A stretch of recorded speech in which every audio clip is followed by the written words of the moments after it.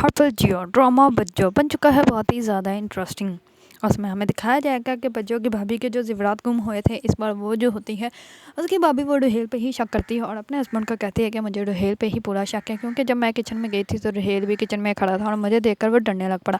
और जब मैंने उसको पूछा कि यहाँ पे तुम क्या कर रहे हो, तो उसने मुझे कहा था कि मैं यहाँ पे खाना खाने के लिए आया था। मैंने कहा मैं खुद ही खाना गर्म कर लेता हूँ, तो इस पर मैंने उसको कहा था कि मैं तुम्हें खाना गर्म कर देती हूँ, लेकिन उसने मुझे कहा कि नहीं भाभी आप जाए, मैं खुद ही कर लूँगा। इस पर वो बहुत ज़्यादा मुझसे डर रहा था, लेकिन मुझे नहीं पता था कि उसने ये सब कुछ ही किया है। इस पर उसके तमाम घर वाले उससे पूछते हैं कि तुमने क्या किया है। इस पर वो कुछ भी नहीं कहता, वो कहता है कि नहीं भाभी मैंने ऐसा कुछ भी नहीं किया था, मैं तो सिर्फ किचन में ही था और मैंने आपके कोई भी ज़ेवरात नहीं उठाए।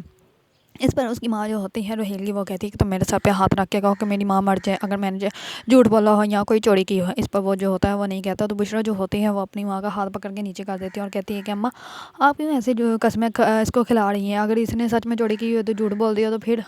इस पर वो कहती है कि नहीं इसको सच बोलना चाहिए। तो इस पर जो होता है रोहेल वो पहले तो बोलता नहीं, लेकिन जब उसका भाई कहता है कि मैं पुलिस को कॉल कर देता हूँ, जब पुलिस इसको पकड़ के लेके जाएगी तो फिर इसको पता चलेगा कि कैसे चोरियाँ करते हैं। पहले बाहर चोरियाँ कर रहा था, अब ये घर पे भी चोरियाँ कर रहा है। इस पर जो होती है बुशरा, वो कहती है कि नहीं भाई आप उसको कॉल ना करो, ऐसे मोहल्ले वालों को पता चलेगा, रिश्तेदारों को पता चलेगा तो हमारी कितनी इंसल्ट हो जाएगी। इस पर वो जो होता है वो कहता है नहीं मैं कॉल करूँगा। इस पर जो बच्चों होती है वो कहती है कि हाँ भाई ना कॉल करो, अभी तो हमारी शादियाँ भी होनी है, ऐसे हमारे घर पुलिस आ गई तो फिर क्या हमारी इज्जत रह जाएगी। लेकिन जो बच्चों का भाई होता है वो कहता है कि नहीं मैं पुलिस को ही कॉल करूँगा, फिर ये मानेगा। इस पर वो जो होते हैं तमाम घर वाले उससे बार बार पूछने लग पड़ते हैं कि तुम रोहिल क्यों नहीं सच बता रहे। इस पर रोहिल जो होता है वो सच बता देता है, वो कहता है कि मैंने वो जेवरा उठा के जो थे ना वो बेच दिए हैं और जिन कर्जदारों के मैंने पैसे लिए थे उन लोगों को पैसे वापस कर दिए हैं, उनका कर्जा उतार दिया है।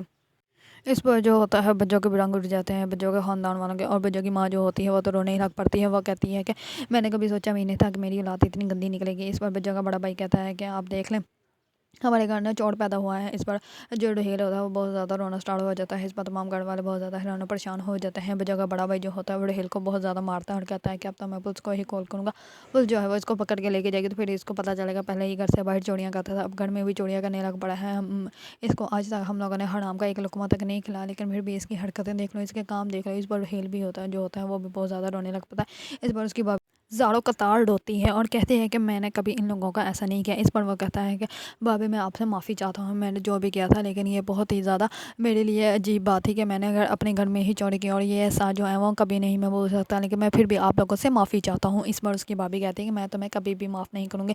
इस पर उसका भाई भी कहता है कि मैं भी तुम्हें कभी माफ़ नहीं करूँगा, तुम आज से समझ लेना आज से तुम्हारा कोई बड़ा भाई नहीं है, और तुम्हारा बड़ा भाई जो था वो मर गया तुम्हारे लिए। इस पर रोहिल जो होता है वो बहुत ही ज़्यादा हैरान और परेशान हो जाता है और बहुत ही ज़्यादा रोता है।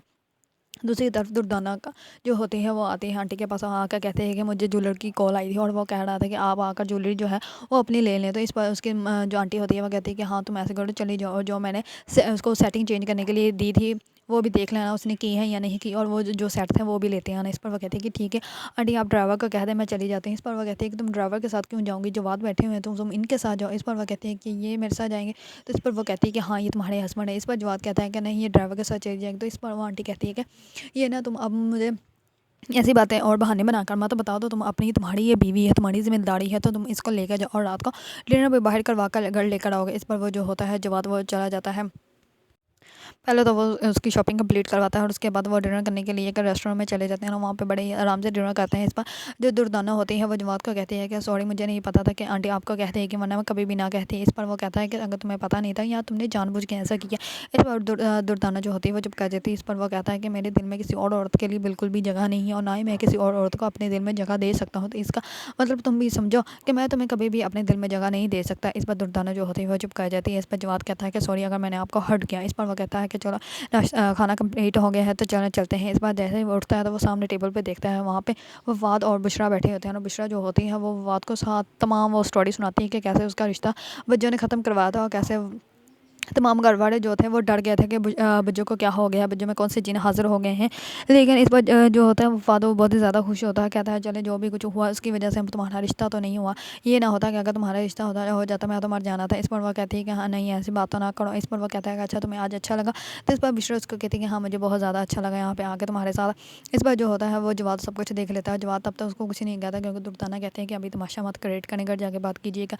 जैसे ही सुबह वफाद जो होता है वो आता है جواد کے سامنے، تو جواد کہتا ہے کہ تم بہت ہی زیادہ غلط کام کر رہے ہوتے. اس پر وہ کہتا ہے کہ کون سا. اس پر وہ کہتا ہے کہ جو چھپ کر کام کیا جائے وہ غلطی ہوتا ہے اور گناہ ہی ہوتا ہے. اس پر وہ کہتا ہے کہ میں نے کون سا ایسا کام کیا. اس پر وہ کہتا ہے کہ تمہیں پتہ ہے ہمارے گھر میں بشرا اور اس کی فیملی کو بالکل بھی پسند نہیں کیا جاتا، لیکن تم پھر بھی بشرا کے ساتھ ہو جبکہ تمام گھر والوں نے تمہیں منع کیا تھا. اس پر وہ کہتا ہے کہ اچھا اگر آپ نے دیکھ لیا تو اب آپ کو میری مدد کرنی پڑے گی.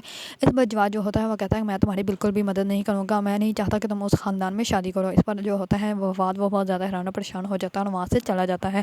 دوسری طرف بجو جو ہوتی ہے وہ بشرا کو کہتی ہے کہ کس کی شادی کی بات ہو رہی ہے. اس پر وہ کہتی ہے کہ میری دوست جو تھی اس کی شادی ہونے والی ہے. اس پر بجو جو ہوتی ہے وہ کہتی ہے ہائے اماں دیکھو اس کی دوست کی بھی شادی ہو گیا، اگر میں وہاں پہ چلی گئی تو یہ نہ ہو کہ میری آہی اس کو لگ جائے، اس لیے بھائی میں تو نہیں جانے والی، تم نے جانا ہے تو چلی جاؤ. اس پر وہ کہتی ہے یہاں پہ سب کی شادی ہونی، میری شادی نہیں کبھی ہو سکتی، کوئی میرے بارے میں سوچتا ہی نہیں. اس پر وہ وہاں سے چلی جاتی ہے. تو لیکن کسی کی دوست کی شادی نہیں ہوتی، دردانہ کا ولیمہ ہوتا ہے. تو اس پر وہ پہلے کہہ دیتی ہے کہ میں نے نہیں جانا. اس پر اس کی ماں کہتی ہے کہ میں تو نہیں جا سکتی لیکن تم تو چلی جاؤ.